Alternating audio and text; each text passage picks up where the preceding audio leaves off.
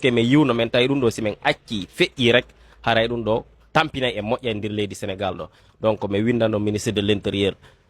lettre, mi windano même invitation pour yaro tawe to programme, mi windani aussi président Bassirou Diomaye Diakhar Faye lettre, mi windani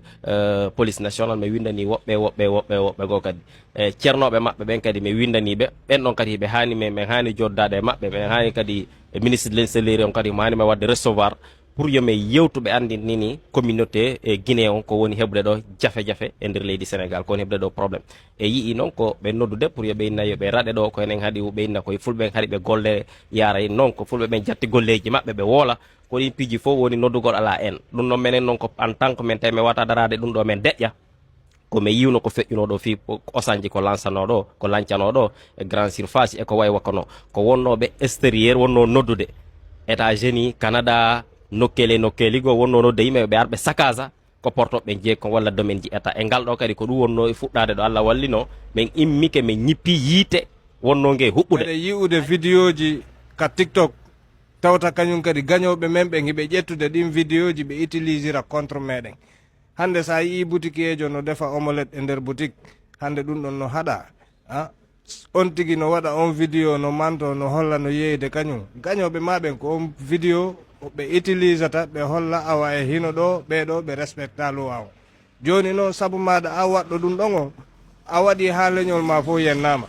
walla woɓɓe waɗa vidéo ji hara no yeeya no poron paranno hara ɗum ɗin piiji fof gañoɓe ma ɓen ɓe heɓay lawol ka ɓe rewanama sar ɗin éducation ji ɗi labaka mais yiiɗo kadi hay vidéo mo andanɗa hoorema paykungo no ƴetti mbuɗi no konta no poron paranno o wimi o lansi ɗum ka TikTok ɗum ɗon fof adday ngaygu adday probléme ji hakkude meɗen anditen noon kañum kadi ɓe won ɓen e yennude kañum may o dariɗo ɗo ɗen fi meɗen fi hande e yennugol ɗen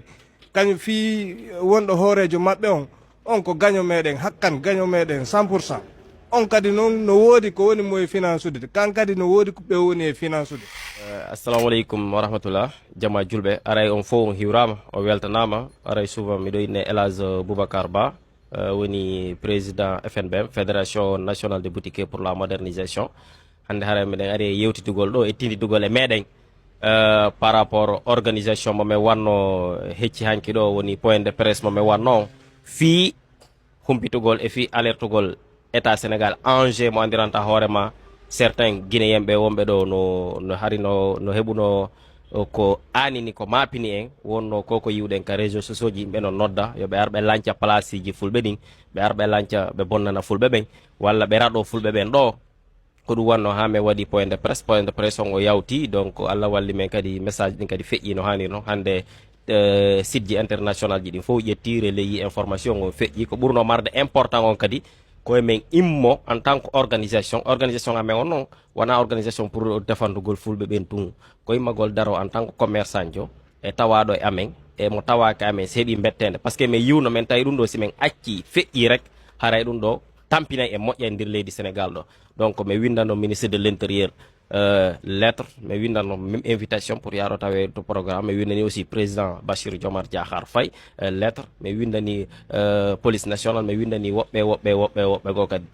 ceernoɓe maɓɓe ɓen kadi mi windaniɓe ɓen ɗon kadi ɓe hani min hani joddade e maɓɓe ɓe hani kadi ministre de l'intérieur on kadi mo hani mi wadde recevoir pour yo min yewtuɓe andinini communauté e Guinée on ko woni heɓde ɗo jafe-jafe e nder leydi Sénégal ko woni heɓde ɗo probléme e yii noon ko ɓe noddude pour yo ɓeyna yo ɓe raɗe ɗo ko enen haadi ɓeyna koye fulɓe haɗi ɓe golle yaara noon ko fulɓe ɓen jatti golleji maɓɓe ɓe woola ko ɗin piiji fof woni noddugol ala en ɗum noon minen noon ko en tant que min tawi min wata darade ɗum ɗo min deƴƴa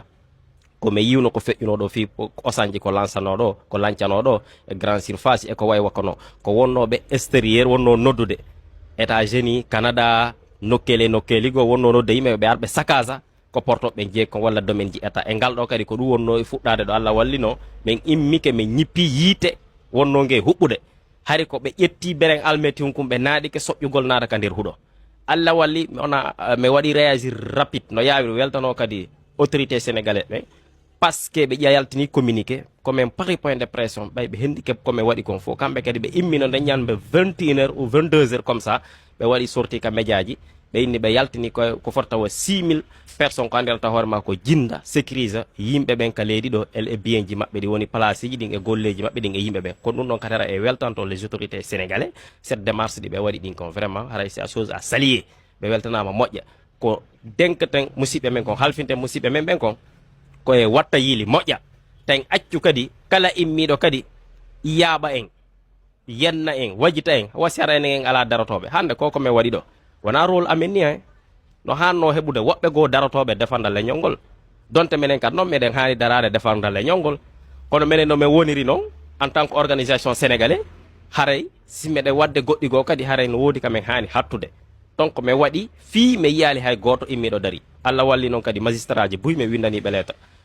député ɓe mi windaniɓe député ɓe so min sikkuno buy woole allah walli ko goto mi ino wooli o jarama o weltanama donc hara meɗen habbino buyyo woolu e ɗum ɗo mais woodi wooluɓe par ce que ɓe tawi woodi organisation immiɗo dari tembo inni ɗum ɗo hana wadde état hana joɗade dara o communauté ɗo fof lanci e naadaɓe ɓuuri 16 milliards hara ɗum kadi na men fof nafulɓen fof ko seeɗaɓe rek e tawaɓe amen hayɓe tawaka amen kadi no contribueɓe ɓe hana joɗanede ɓen ɗon lancane kono hara kadi ko yimɓe wattan très important investissement o ko honno yimɓe ɓen changirta investissement o par ce que e yi ɗum ɗo no gasa feƴƴi hara e jaam kono en anda kadi duuɓi aroyayɗi ɗo kadi ko honnum aroyta hara en anda kadi ko honnum aroyta si ɓuuri ɗo yeeso ɗo seeɗa kono hara c'est très important ɓurte wattande yiili e fewndo ka fewndi ɗen ɗo e jama on ko honno fewndori fi darugol yimɓe men ɓen ɓurten formude kadi yimɓe ɓen kadi surtout ka place ji kadi géranɓe ɓen e yimɓe no waɗa ɗo vidéo ji si sénégal joui woɓɓe inna ɗum ɗo ni ni ɓe welto ko ɓe heeɓi defet ko ɗum wattake siko europe wonɗa sa haare no sittini yandi kamɓe toon kamɓe hiɓe andi a yiya supporte ɗo équipe naggam e siko to équipe nan jooɗo nokku gotu mais afrique enen mentalité men mo marɗen on wawata gasude sa woni ka leydi goɗɗo hay sa supportama maru ka ɓernde ma par ce que an tigui wonnoɗo wadde on vidéo ɗon mo waɗi ɗum équipement nationalement o weltama kono hara il faut éviter des choses bêtises ɗin accen waɗugol sugu ɗin piiji ƴettugol vidéo waɗa ni e ni on piyama hara ya meede danger hoorema e communauté ma o fof par ce que kamɓe ɓe généralisé fof ɓe ndaare ko fulɓe ɓe waɗi ɗum ɗo hiɓe welti ɓe supportame yimɓe ɓen ala hakkille fof no andi e ɗum ɗon e ɗum ɗo hara ɗum ɗon koko moytete sa woni e leydi goɗɗo a yalti il faut respecta loi ji wonɗi ɗon ni hara buyno respectude kono ɓen payɓe kadi halfinteɓe place ji yimɓe ɓen forma ɓe waɗa ɓe taggat ha moƴƴa ndaron buyno publide ɗo mbuudi yiya ɗum waɗa goɗɗum e goɗɗum go ɗum ɗo fof c'est chose évité e yi kadi ministre on kadi ɓe haaɗi kadi ndiyanji ɗi yaltingol ka yaasi kadi yimɓe ɓen acca ɗum ɗo ɓe waɗino communiqué ɓe waɗi sortie ɗum ɗo haray ndiyanji ɗin kadi kala marɗo ndiyan sachet ɓe innali wata o yeeyu mais ɗum ɗon fof so yi hiɓe ƴedde ɗi message waɗa pay ɓe andi buy no andi ko yimɓe ɓen géri ɗum ɗo yimɓe men men communauté men ɓuuri jogade ɗo usine ji ndiyan e ko way wata noon haray ɗum ɗon kadi fof c'est chose évite ɗo yaltingol ndiyan ɗan ka yaasi naadon ɗan ka nder place ji comme no min jonniri on information si information ari kadi essaye ɗo respecte on information ji ɗin haray c'est très important haray message on dal komi marno mi lance allah walli en feƴƴi e jaam ko habbano kon le 15 o yawti hay fus waɗali haray kadi kala yiwɗo ko way watano walla ko ɗuma ni noon no wawi men envoyé de message alerte par ce que même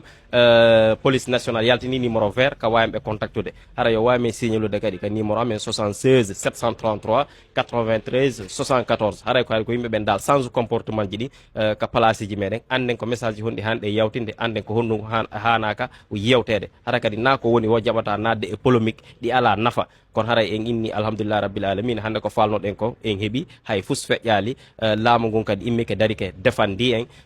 ceernoɓe khalifa maɓɓen kadi meɗen hani joɗodude e ɗe balɗe ɗo inchallah ɓenno fof mi windaniɓe lettre ji mi yewtidi e maɓɓe min échange e woɓɓe maɓɓe donc haray ɗum ɗo fof no arde e ɗe balɗe ɗo kadi sinno hewtoy kadi mi aranayo mi aranao communiqué mum aray fof weltanama dal e maniére général après mi jonna deuxième vice président Cheikh Ahmad Tidiane kan kadi woda ko waɗi ajouté on jarama assalamu aleykum wa rahmatullah musidɓe julɓe tedduɓe haray on fof on hiwrama on salminama o weltanama kañum kadi batte ko réagir ɗon e point de presse memo waɗi heccianki on vraiment ko fi meɗen o waɗira wona fi goɗɗo go haray kañum toujours ko en ɓeydu jogodirde anden aw kono jogodirde wo ɓuuri fandude haray kala kutisunoɗo kañum kadi e point de presse on ƴettuɗo 100 franc muɗum waɗi nder ton haray on tigui no weltana o jarnama o waɗi ko hani wadde kon te aussi kadi o tambitike fédération on ka o hani tambitade FNBM ɗon donc haray komi ɓeytata hoore ɗon nen on andite noon kañum kadi hande éducation meɗen on hiɗen duwamo ɓeydude wattatande yila par ce que meɗen yi'ude vidéo ji ka tiktok tawta kañum kadi gañoɓe men ɓe hiɓe ƴettude ɗin vidéo ji ɓe utilisera contre meɗen hande sa yii boutique ejo no defa omelette e nder boutique hande ɗum ɗon no haɗa on tigi no waɗa on vidéo no manto no holla no yeyde kañum gañoɓe maɓen ko on vidéo ɓe utilisata ɓe holla awa e hino ɗo ɓeɗo ɓe respecta loi o joni noon saabu maɗa a waɗɗo ɗum ɗon o a waɗi ha leñol ma fof yennama walla woɓɓe waɗa vidéo ji hara no yeeya no poron paranno hara ɗum ɗimpiji fof gañoɓe maɓen ɓe heɓay lawol ka ɓe rewanama sar ɗin éducation ji ɗi labaka mais yiiɗo kadi hay vidéo mo andanɗa hoorema paykungo no ƴetti mbuuɗi no conta no poro paranno o wimi o lanci ɗum ka tiktok ɗum ɗon fof adday ngaygu adday probléme ji hakkude meɗen anditen noon kañum kadi ɓe won ɓen e yennude kañum may o dariɗo ɗo ɗen fi meɗen fi hande e yennugol ɗen kañum fi wonɗo hoorejo maɓɓe on ko gaño meɗen hakkan gaño meɗen 100% on kadi noon no woodi ko woni mo e finance ude kan kadi no woodi ɓe woni e finance ude hunde nde ala ɓoggol walla si tawi woni ko ala ko tambiti yata awa wakkiloɗen tammoniren tambitidiren wawe yarude yeeso hande kono jogodirɗe wo ɓurtaten avance ude ɓurtate yarde yeeso awa changé mentalité ji ɗi mentalité wonnoɗo ɓawɗo on e fewdo ɗo ni wona gotum hande toujours miɗo wawi wiide no rentorɗe wo fandu mais nak tamin no moɓodirɗe wo fandu e nde men noddiɗo point de presse jama on kutiji machallah mais hande ndeññande hara sal on hewno tew hara o hewno tew o yiyayno réagissation ɓe darayno ɓe tawa way awa toujours woodi ko battini ɓuuri ni awa hara hiɗen moɓodiri hiɗen jogodiri awa ɓeyden moɓodirgol ngol hande angal hectareji goo ko lo'ingol hoore muɗum si tawi yeehi ha ka tawata leñol magol nodditi fi nafa maɗa nafa moɗon on fop awa haray toujours mo ɓeyo ƴettu haaju muɗum nodito ka wona e nodditede ɗon e kala noddituɓe haray komi interpellata ɗon nen ko ambassadeur meɗen o e président conseil meɗen o kañum e membre ɓe guinéen ɓe wonɓe ɗo ɓen fof eɓe ala ɗo awa haray ko men toriɓe kamɓe kadi yoɓe ɓantu en yoɓe yaltitu ɓe yewta en démarche ji ɗiɓe woni e wadde ɗin e makko baɓe men no ɗo hiɓe wadde démarche ji buy awa si tawi démarche ji ɗiɓe woni e wadde ɗin no suuɗi haray fayda toujours buy andata no yiyede hande ɓe won ɓen e yennude ɗo no woodi woɓɓe ɓe suuɗi ɓe yaltita ko ɓe woni e yaltinde goɗɗum waɗana ɓe wonɓe e yennude ko ɓe woni en hulɓinde hara toujours wona wonɓe e yennude ɓe woni e finance ude hoore mum ko iɓe financede ɓen ko mbuuɗi jonna waɗi siɓe yennude en awa enen kadi noon hande no woodi ɗo woɓɓe ɓe andan ɗon hoore moɗon ɓen kañum kadi hiɓe waɗande en démarche jigo e machallah e yawa kono noon kamɓe kañum kadi yoɓe wakkilo ɓe daara ko andan ɗon hoore moɗon wawa e yaltintinde e démarche ji ko woni e wadde kon haray ko ɗum ɗon ɓuuri wonande en nafa ko ɗum ɓurtata e wallitade e programme ji meɗen ɗin haray président yewti ko yewtete kon fop haali ko haalte kon fof vraiment mi weltike moƴƴa état on kañum kadi wallitike o darike o dartike fi muɗum hande so yii koko watta ɗo ɗe waɗi min naali laawike de laawaki taw no wawi aroyde yo allah dandu ka propagande aroytoy ɗo ɓe armoto ɓuuri ni awa enen kañum kadi prépare ɗen fewdo ɗo pour en cas ko woni yeeso walla ko aroyta yeeso se moɓodirali fewdo ɗo en acci ha goɗɗum aroyi ɗo en inni e moɓodiray haray woni trop tard awa toujours mobilisation nu moɓodiren jonnodiren juuɗe jogodiren wallidiren e dow ko jokkuɗen kon fino folire yaare yeeso